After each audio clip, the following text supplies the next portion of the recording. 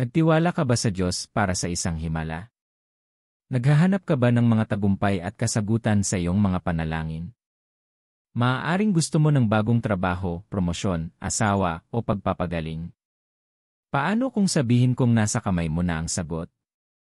Maaaring mabigla ka nito, ngunit hawak mo ang susi sa lahat ng iyong ipinagdasal. Sa ilang sandali, narinig ng Diyos ang iyong pinakamalalim na sigaw at sinagot ka. Siya ay nagbigay daan sa iyong hinahanap. Ang kailangan mong gawin ay kumilos ng may pananampalataya at panoorin ang mga pagbabago. Manatili sa video na ito upang matutunan kung paano kunin kung ano ang sayo sa pamamagitan ng pananampalataya. Mapapanood nito ang pagbabago ng iyong buhay sa mga paraang hindi mo naisip noon. Sa pagpapatuloy, mangyaring i-click ang subscribe button at ang notification bell. Hindi naghihintay ang Diyos ng ibang pagkakataon para sagutin ang iyong mga panalangin. Ibinigay niya sa iyo ang lahat ng gusto mo at hilingin sa Kanya. Gayunpaman, maraming mga Kristiyano ang nabigo na tumanggap ng mga pagpapala ng Diyos dahil hindi nila kinikilala kung paano niya ito inihaharap. Kaibigan, kailangan mong bitawan ang iyong mga ideya at inaasahan para sa tagumpay na iyong pinagkakatiwalaan. Madalas tayong gumugugol ng oras sa paghihintay ng mga pagpapala nang hindi natin namamalayan na ang Diyos ay nagbukas na ng pinto at naghihintay sa atin na gumawa ng hakbang. Inilalarawan ng aklat ni Isaias ang mga paraan ng Diyos upang maging mas mataas kaysa sayo. Kung paanong ang langit ay malayo sa lupa, gayon din ang pag-iisip ng Diyos ay mas mataas kaysa sayo. Nangangahulugan ito na kung minsan ang Diyos ay hindi kikilos kung paano mo iniisip na gagawin niya. Habang nagtitiwala ka sa Diyos para sa isang himala, magkakaroon ng mga sandali na kikilos ang Diyos sa mga makamundong bagay. Maaaring hindi ka niya ipakita sa iyo ng isang malaking karatula na nagsasabing, narito ang iyong mga sagot. Magagawa iyon ng Diyos, ngunit kadalasan ay hindi niya gagawin.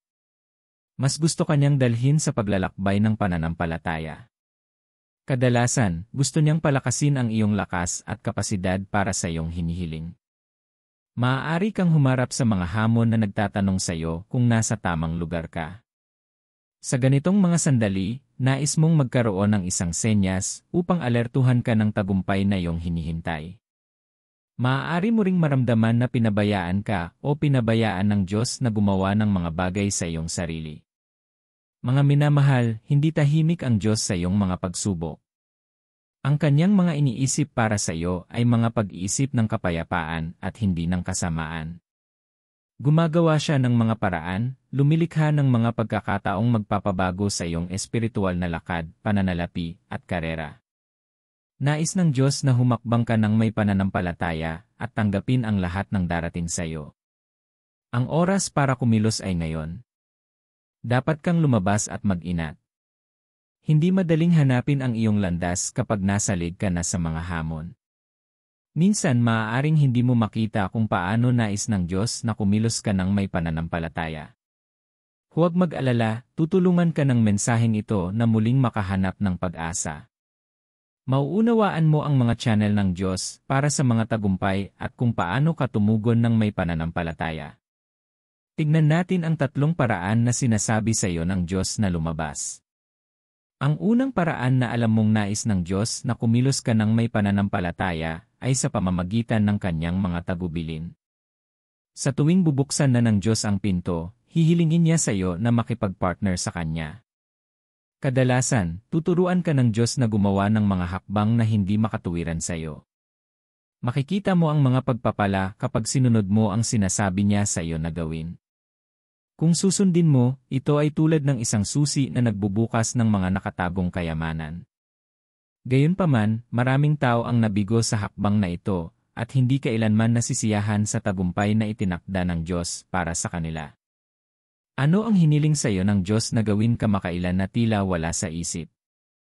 Marahil ikaw ay nasa isang yugto kung saan ang Diyos ay humihingi ng isang bagay na mahal mula sa iyo. Bago tumanggap si Abraham ng mga pagpapala ng Diyos, gumawa siya ng isang hakbang ng pananampalataya upang gawin ang isang bagay na tila imposible. Gayunpaman, sa pamamagitan ng pagsunod sa Diyos, pinatunayan ni Abraham ang kanyang pananampalataya at tumanggap ng isang tipan ng mga pagpapala. Ang pagtuturo ay paraan ng Diyos para idirekta ka sa kanyang mga pagpapala.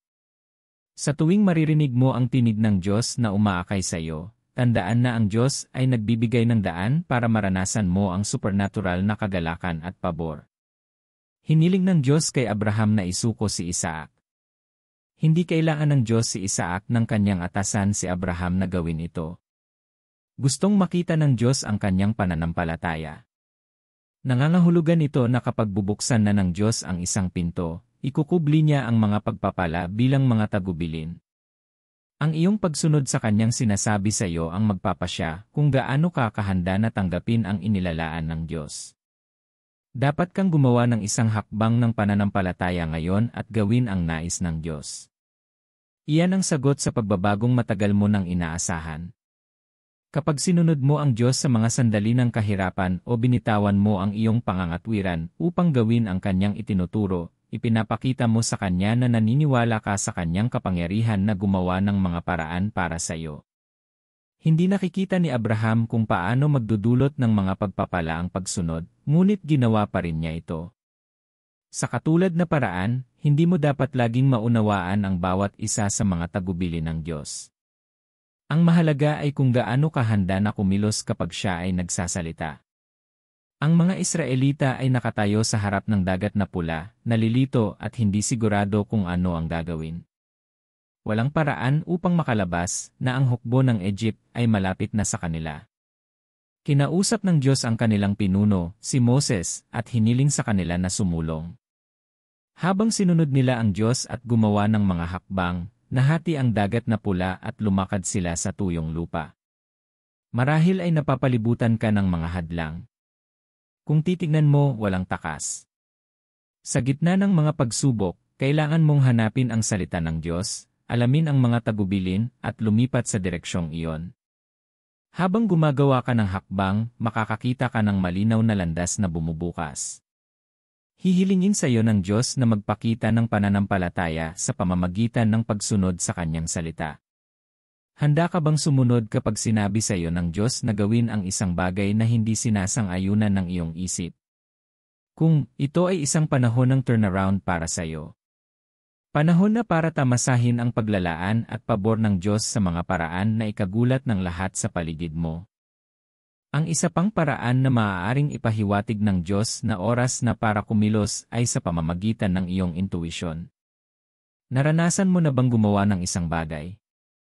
Marahil ito ay isang pag-isip na hindi mo maaaring labanan hanggang sa tumugon ka. Iyan ang hinihiling ng Diyos na kumilos ka. Habang lumalapit ka sa Diyos, mas nakahanay ang iyong buhay sa Kanya. Nangangahulugan ito na maging ang iyong mga iniisip ay sumasang-ayon sa mga kaisipan ng Diyos. Ang iyong mga desisyon at kilos ay maaaring mukhang walang katuturan, ngunit ang mga ito ay palaging tama kapag pinamunuan ka ng Diyos at inihanda ka para sa isang bukas na pinto. Matapos harapin ni Naomi ang pagkawala ng kanyang asawa at mga anak, isang ideya ang pumasok sa kanyang isipan. Ang Biblia ay hindi nakatala kay Naomi na narinig mula sa Diyos o sinumang propeta. Ito ay isang malinaw na kaso ng intuisyon, isang pangunawa ng tama o mali. Gumawa siya ng hakbang at bumalik sa kanyang tinubuang lupa. Doon, nakilala nila ni Ruth si Boaz, isang taong inayos ng Diyos upang pagpalain at ibalik ang lahat ng nawala sa kanila. Paano kung hindi naisipan ni Naomi na bumalik? Mamimiss niya ang bagong panahon na binubuksan ng Diyos sa buhay nila ni Ruth.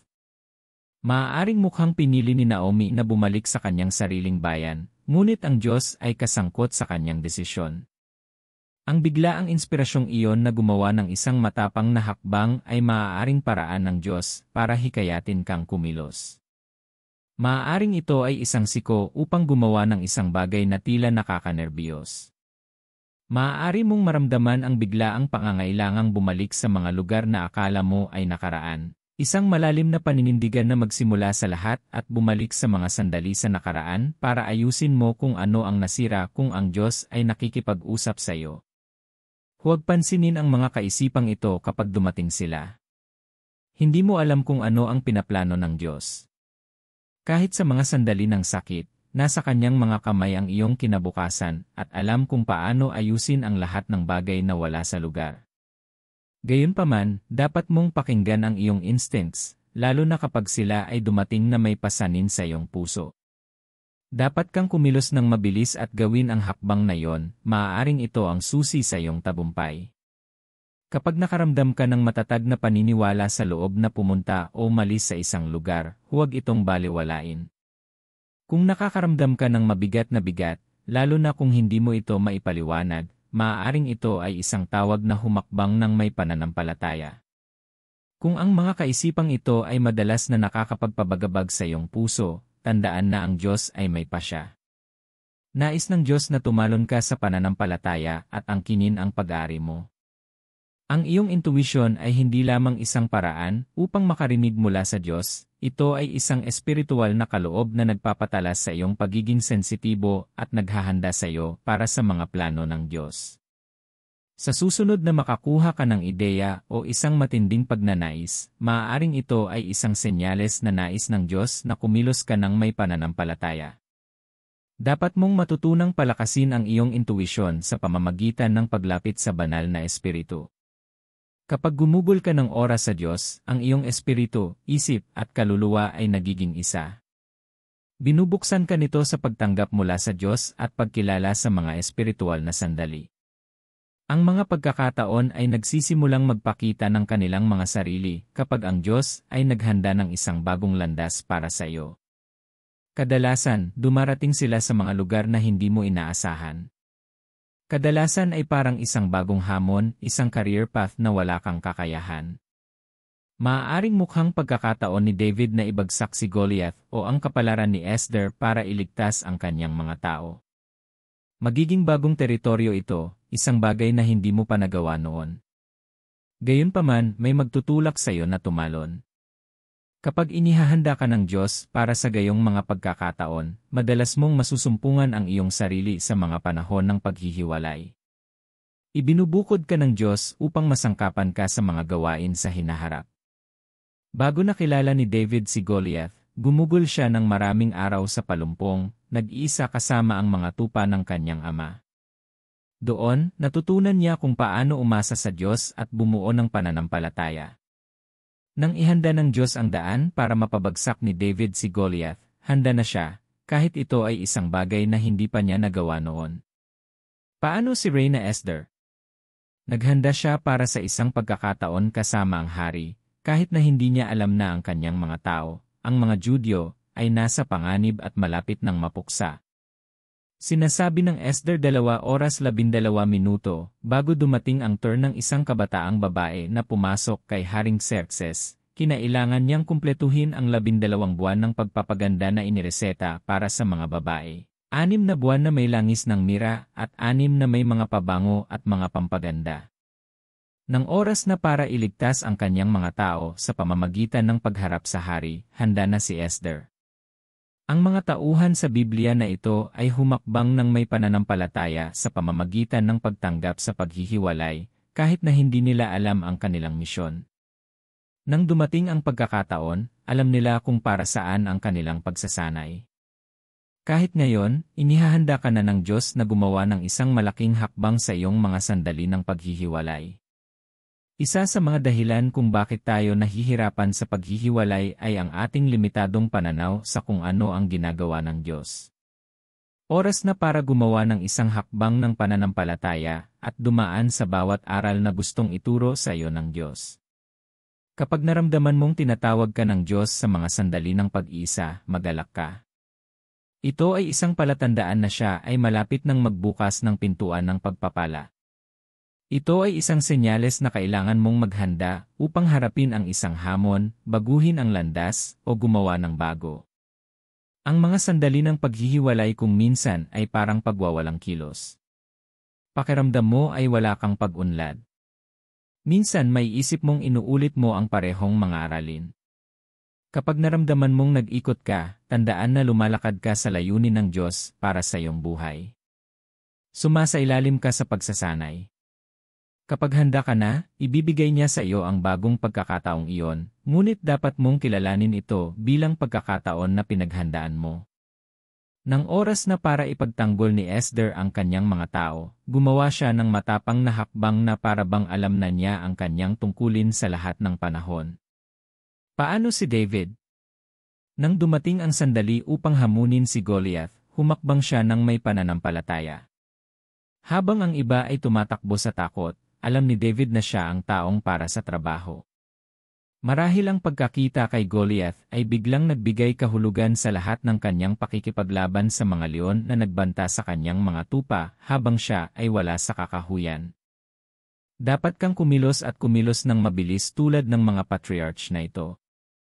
Ang iyong mga panahon ng paghihiwalay ay ang paraan ng Diyos sa paghahanda sa iyo para sa susunod na yugto. Dapat handa ka at bumangon pagdating ng panahon. Kumilos ng may pananampalataya habang inaabot mo ang iyong mga inaasahan. Kilalanin kung ang mga tagubili ng Diyos, ang intuwisyon na ibinigay niya, at ang mga sandali ng paghihiwalay ay para sa isang mas malaking dahilan.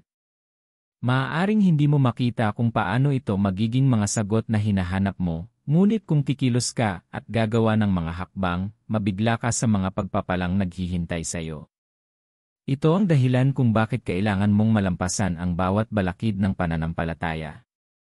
Habang nahaharap ka sa mga hamon, minsan ay matutuksok kang umatras.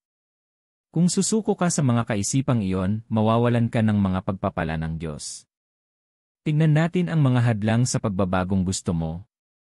Numero 1, pagdududa sa Diyos. Ang pagdududa ay isang kaaway ng pananampalataya. Ito ay magdadala sa iyo na mag-alinlangan na sundin ang mga tagubili ng Diyos o lumabas ng may pananampalataya.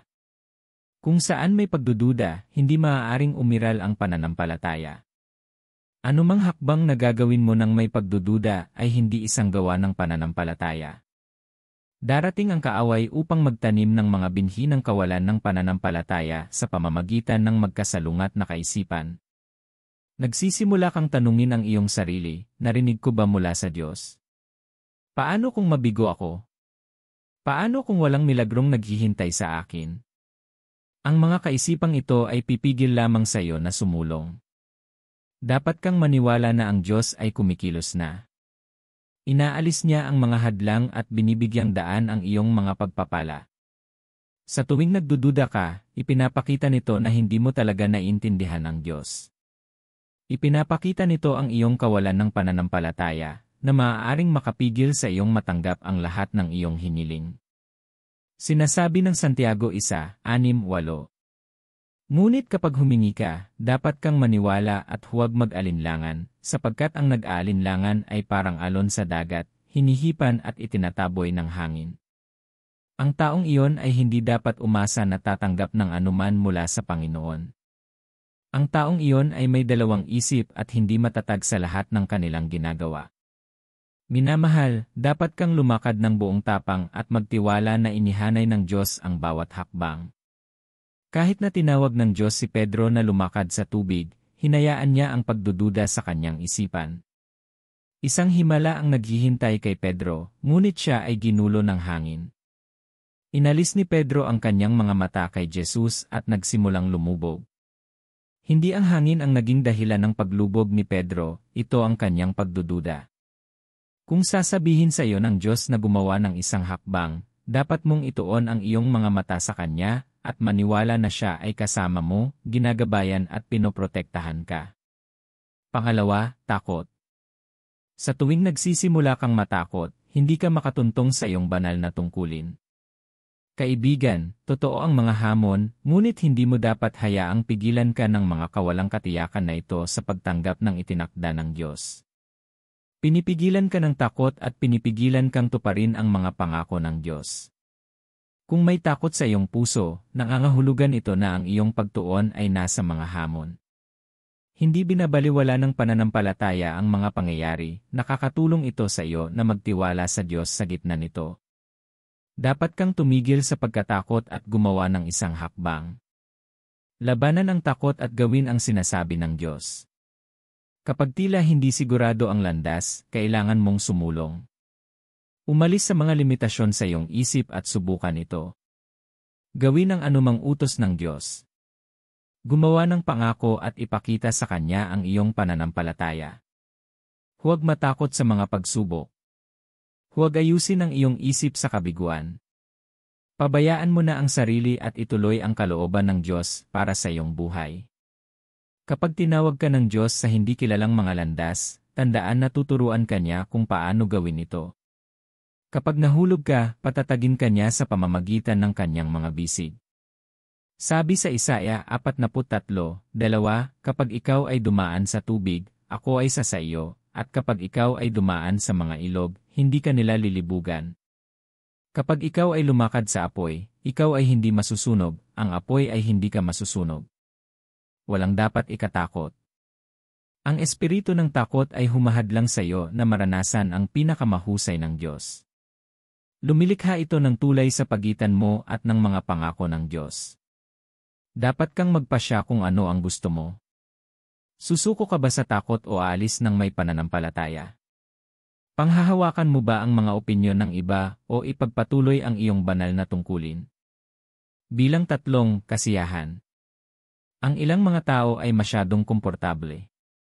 Mas gugustuhin nilang manatili sa kanilang kinalalagyan kaysa sumubok ng bago. Madalas na hinihiling ng Diyos na lumabas ka sa iyong comfort zone kapag gusto kanyang pagpalain. Kung kampante ka, hindi mo mararamdaman ang pangangailangan na kumuha ng mga paglukso ng pananampalataya. Sinasabi ng 1 Corinthians 16 na, isang malaking pinto para sa mabisang gawain ang nabuksan sa akin, at marami ang sumasalungat sa akin. Binanggit ni Apostol Pablo ang tungkol sa mga kaaway na nagtangkang pigilan siya. Ngunit naisip mo na ba na maaari kang maging kaaway? Maaaring nagtataka ka kung paano napipigilan ka ng pagiging kontento sa iyong mga kakayahan o kaginhawaan na pumunta sa susunod na antas. Minsan ikaw ang sagabal sa iyong mga panalangin. Madalas nating sisihin ang iba para sa isang sitwasyon na tayo ay responsable. Kapag komportable ka sa iyong paglalakad kasama ang Diyos, dahil sa mga pagsasamantalang ginawa mo, hindi mo makikita ang pangangailangang kumilos kapag inutusan ka ng Diyos. Sinasabi sa Filipos 3:12 na, hindi sa natamo ko na ang lahat ng ito, o nakarating na sa aking layunin, ngunit patuloy akong humahawak sa kung saan hinawakan ako ni Kristo Jesus. Mga kapatid, hindi ko pa iniisip ang aking sarili na nahawakan na ito. Ngunit isang bagay ang ginagawa ko, nililimot ang nasa likuran at nagpupumilit patungo sa nasa unahan. Ako'y nagsusumikap tungo sa premyo para sa tunguhin ni Kristo. Si Pablo ay isa sa mga pinakadakilang apostol, ngunit hindi kailanman humawak ng titulo. Siya ay patuloy na nagsusumikap na gumawa ng higit pa. Ang nagtutulak sa iyong pananampalataya ay ang katiyakan na mayroon ka sa Diyos. Dapat mong kalimutan ang mga nakaraang tagumpay at sumulong. Huwag masyadong humanga sa iyong nakaraang record. Dapat kang sumulong ng may pananampalataya. Gumawa ng isang hakbang at lumipat sa iyong bagong season. Dapat mong bigyang pansin ang pagbabagong nangyayari sa paligid mo. Marahil ay isang bagong kabanata ang nagbubukas sa iyong buhay. Dapat kang matutong maging sensitibo sa pamumuno ng banal na espiritu. Kapag malapit na ang iyong tagumpay, ang banal na espiritu ay magsasalita sa iyo. Ipapakita niya sa iyo ang mga bagay na darating at sasabihin sa iyo kung ano ang gagawin. Kadalasan, nakakaligtaan natin ang ating mga pagkakataon kapag dumating ito dahil hindi natin nauunawaan ang tinig ng Diyos. Paano kakikilos ng may pananampalataya kung hindi mo alam ang gagawin, minamahal? Kapag nagbukas ang Diyos ng channel, gusto niyang kumilos ka. Gayunpaman, dapat mong matutunan na hindi lahat ng aksyon ay magbubunga ng mga sagot na hinahanap mo. Ito ang dahilan kung bakit kailangan mong kumilos ayon sa plano ng Diyos. Ang iyong mga aksyon ay dapat na nakaayon sa kanyang layunin para sa iyo. Iyan ang kilos na puno ng pananampalataya. Hindi mo kayang hindi makarinig mula sa banal na espiritu sa iyong espiritual na paglalakbay. Alam niya ang tamang landas na dapat mong tahakin. Naiintindihan niya ang mga pattern ng higit sa iyong makakaya. Alam niya ang mga tamang lugar at tao. Ngunit kailangan mong bigyang pansin siya. Dapat mong unahin ang pagbuo ng isang mas malakas na ugnayan sa Diyos sa pamamagitan ng pagmumuni-muni at panalangin. Kapag gumugugol ka ng oras sa Diyos, nagsisimula kang marinig siya ng malinaw. Nagsisimula siyang ipakita sa iyo ang mga madiskarteng hakbang na dapat gawin. Habang hinahanap mo ang Diyos para sa isang pagdalaw, hayaang ang iyong mga tainga ay masigasig na makinig at ang iyong mga mata ay buksan upang makita kung paano niya ikinukubli ang iyong mga sagot. Huwag magpigil kapag tinawag ka ng Diyos na sumulong. Maaaring hindi mo alam kung ano ang naghihintay, ngunit alam ng Diyos ang iyong hinaharap. Iyon ang dahilan kung bakit kailangan mong ituon ang iyong mga mata sa Kanya. Tandaan na siya ay kasama mo kapag ang daan ay tila hindi tiyak at mahaba. Hindi tayo pinababayaan ng Diyos na harapin ang mga tagubiling ibinigay niya. Kung ito ay isang kahilingan upang ihiwalay, isang siko upang tanggapin ang isang bagong pagkakataon, o gumawa ng isang sakripisyo na maaaring magdulot sa iyo, ang Diyos ay naroroon upang tulungan kang gawin ang iyong unang hakbang. Madalas nating nararamdaman na binubuksan ng Diyos ang mga landas na ito ng mga pagpapala at iniiwan tayo upang malaman ang susunod na hakbang. Bakit niya gagawin yon? Alam niyang wala kang mga sagot. Nauunawaan ng Diyos na haharapin mo ang mga sandali ng takot at nanginginig ang mga paa para sa malalaking hakbang ng pananampalataya na dapat mong gawin. Hinding-hindi ka niya iiwan sa sarili niya. Ang sabi sa Joshua 1:9, hindi ba ako nag-utos sa iyo? Magpakalakas ka at magpakatatag. Huwag kang matakot, huwag kang masiraan ng loob, sapagkat ang Panginoon mong Diyos ay sa iyo saan ka man pumunta. Nangako ang Diyos na sasamahan ka sa bawat panahon, yugto, at pagliko. Ang Kanyang presensya ang magiging kaaliwan mo. Kapag tumayo ka tulad ng mga Israelita sa harap ng dagat na pula, ang banal na espiritu ay magpapaalala sa iyo na siya ay naglalakad sa tabi mo. Tulad ng pinatotohanan ni David nang harapin niya ang libis ng anino ng kamatayan, bibigyan ka ng Diyos ng katapangan upang ituloy ang lahat ng nakalaan para sa iyo. Mga minamahal, huwag mawala ng pag-asa o panghinaan ng loob. Kapag lumabas ka ng may pananampalataya, dapat kang patuloy na magtiwala sa Diyos habang inaasahan mo ang isang pagbisita. Sinasabi sa Hebreo 6:11, 12, nais naming ipakita ng bawat isa sa inyo ang gayon din kasipagan hanggang sa wakas, upang ang inyong inaasahan ay ganap na maisakatuparan. Hindi namin nais na kayo ay maging tamad, kundi tularan nyo ang mga sa pamamagitan ng pananampalataya at pagtitiis ay nagmamana ng ipinangako. Binuksan ng Diyos ang mga channel ng mga pagpapala sa iyo. Oras na para tanggapin sila. Huwag hayaang pigilan ka ng kaaway. Maaari kang humakbang sa lahat ng tinawag ka ng Diyos. Habang tinatahak mo ang mga landas na iyon ng kawalan ng katiyakan nang may pagtitiwala sa Diyos ang iyong puso, gagantimpalaan niya ang iyong pananampalataya.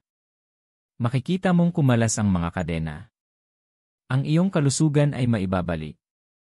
Magbubukas ang mga pintuan ng tagumpay sa karera. At ang mga higante sa iyong landas ay guguho. Nasa iyo ang kapangyarihang iyon sa pamamagitan ng iyong pananampalataya. Lumabas ngayon at hawakan kung ano ang sayo. Kung handa ka na para sa pagpapalang ito, buksan mo ang iyong puso upang tanggapin ito. Mahal na Ama sa langit, ikaw ang manliligaw ng aking kaluluwa. Ang iyong walang humpay na pag-ibig ay nagpapasaya at nalulula sa akin kapag naiisip ko ang iyong kabutihan. Nagpapasalamat ako sa iyo sa aking buhay at sa pag-asa na iyong laging ibinibigay sa akin. Nagpapasalamat ako sa iyo sa paggabay sa aking landas. Patuloy mo akong pinatatag kahit na sa mga oras ng kahinaan. Salamat sa pagiging lakas ko palagi sa mga mapanghamong sandali. Ang iyong tulong ay nagbibigay sa akin ng pag-asa para sa isang mas magandang kinabukasan. Salamat sa pagbibigay ng daan para sa akin, kahit sa mga sandali ng kadiliman. Mahabaging Ama, humihingi ako ng iyong kapatawaran. Linisin mo ako ng iyong mahalagang dugo at bigyan ako ng kapangyarihang mamuhay ayon sa iyong kalooban. Ama, kailangan ko ang iyong lakas upang mamuhay ng walang kasalanan dahil gusto kong pakinggan mo sa tuwing ako ay magdarasal. Hindi ako mabubuhay sa katuwiran malibang tulungan mo ako sa pamamagitan ng banal na espiritu. Hinihiling ko ang iyong awa kung may napalampas akong anumang panahon sa iyong agenda para sa aking buhay sa pamamagitan ng hindi pagpansin sa iyong tinig. Hindi ko kayang pamunuan ang aking buhay, Ama. Minsan natatakot ako na baka huminto ka sa pagbibigay sa akin. Nag-aalala ako na hindi ako magkakaroon ng sapat na pera, pagkain o tirahan. Natatakot akong mawalan ng trabaho at makahanap ng trabaho kung gagawin ko ang matapang na hakbang na itinuro mo. Patuloy akong nag-aalala tungkol sa pagkawala ng aking kalusugan o hindi na gumaling mula sa sakit. Alam kong hindi ito ang iyong mga iniisip para sa akin. Ayokong matakot o magduda. Gusto kitang pagkatiwalaan. Ngayon, nakatanggap ako ng pananampalataya at sinaway ang takot. Nawawala sa akin ang bawat diwa ng pagdududa, takot, at panghihina ng loob sa aking puso. Ama, isinusuko ko sa iyo ang aking pag-iral. Halika sakupin muli ang mga gawain ng aking buhay. Alam kong tinatawag mo ako para tahakin ang tamang landas. Gusto mong lumakad ako sa pananampalataya at magtiwala sa iyo sa mga kawalan ng katiyakan. Hawakan mo sana ang aking mga kamay at patnubayan mo ako sa landas na patungo sa katuwiran. Kailangan kong tulungan mo akong huwag maging kampante o umasa sa sarili. Panatilihin akong tahimik upang marinig ko ang iyong tinig at kumilos ng may pananampalataya. Kapag ang aking pananampalataya ay nanghina, mangyaring panatilihin akong nakatayo at buhayin ang aking espiritu. Ipaalala sa akin na ang banal na espiritu ay laging naroroon upang palakasin ako. Pastol ng aking kaluluwa, alam kong nagbubukas ka ng mga pintuan ng mga pagpapala para sa akin. Gumagawa ka ng paraan sa mga lugar na hindi ko inaasahan. Ayokong palampasin ang aking breakthrough season, kaya hinihiling ko na tulungan mo akong makilala ang iyong boses sa tuwing kakausapin mo ako. Mangyaring tulungan akong maunawaan ang iyong mga salita habang nag-aaral ako. Tulungan akong makatanggap ng kumpirmasyon ng iyong mga salita at turuan akong maghintay sa iyo. Bigyan mo ako ng biyaya na tumugon kaagad sa iyong banayad na siko. Habang tinulungan mo si Abraham, mangyaring bigyan ako ng lakas na kumilos kapag maginhawa at kapag hindi. Hayaan ang aking buhay na maging kaisa ng iyong banal na kalooban para sa aking buhay. Tulungan akong madaling maunawaan ang mga senyales na ipinapakita mo sa akin. Turuan mo akong pahalagahan ang presensya mo sa buhay ko. Gabayan mo ako upang hindi ko pighatiin ang Espiritu Santo. Panginoon, mangyaring dagdagan ang aking pananampalataya sa mga lugar ng pagdududa at takot. Ikaw ang may akda ng aking pananampalataya. Kaya ako ay tumitingin sa iyo habang ginagawa ko ang susunod na hakbang ng pananampalataya. Hindi ko alam lahat ng plano mo para sa akin. Hindi ko alam lahat ng trabahong inihanda mo para sa akin. Pero alam kong lagi mo akong gagabayan, kaya gusto kong sundin ang ipinagagawa mo sa akin ngayon. Hindi ko nakikita ang buong larawan, ngunit alam kong tumatawag ka. Magtitiwala ako sa iyo, Panginoon, ng buong puso ko. Hindi ako sasandig sa aking pangunawa. Kinikilala kita sa lahat ng aking mga paraan, at naniniwala ako na itutuwid mo ang aking mga landas. Alam kong hindi magiging madali ang paglalakad sa pamamagitan ng pananampalataya. Ama, hinihiling ko na kontrolin mo ang aking karera, relasyon, at pananalapi. Inaanyayahan kita na pamunuan ang bawat bahagi ng aking buhay. Mangyaring tulungan akong gumawa ng matapang na mga hakbang sa karera at gabayan ako sa tamang landas. Ipakita sa akin ang aking mga itinalagang kasama at turuan ako kung paano lumakad sa karunungan. Kapag kailangan kong kumilos, tulungan akong kumilos ng may pananampalataya. Huwag akong umasa sa lakas ng tao o kayamanan. Paki-order ang aking mga hakbang ngayon. Susundan kita kahit na ang landas ay mukhang hindi pamilyar at hindi gaanong kanais-nais. Ama, nagtitiwala ako sa iyong perpektong kalooban para sa aking buhay. Naniniwala ako na ang iyong intensyon para sa akin ay mabuti at maaasahan. Kaya't, Diyos, tulungan mo akong ilagay ang aking pananampalataya sa iyo kapag ibinigay mo sa akin ang iyong mga tagubilin sa pag-ibig.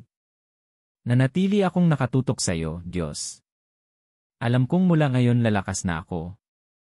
Ikaw ang aking tagapaglikha. Alam kong lagi mo akong gagabayan sa iyong landas. Alam kong naghahanda ka para sa magandang kinabukasan. Tulungan akong magtiwala sa iyo sa mga sandali ng kalituhan. Hawakan mo ako sa iyong mga bisig kapag nanghina ang puso ko. Tulungan akong lumakad ng may pananampalataya upang matanggap ko ang aking mga pagpapala. Salamat sa pagsagot sa aking mga panalangin sa pangalan ni Jesus. Amen. Salamat sa panonood. Kung ang mensaheng ito ay pumukaw sa iyong pananampalataya, i-type ang i-amen sa mga komento upang luwalhatiin ang Diyos. Mangyaring mag-subscribe sa channel na ito at ibahagi sa iyong mga kaibigan.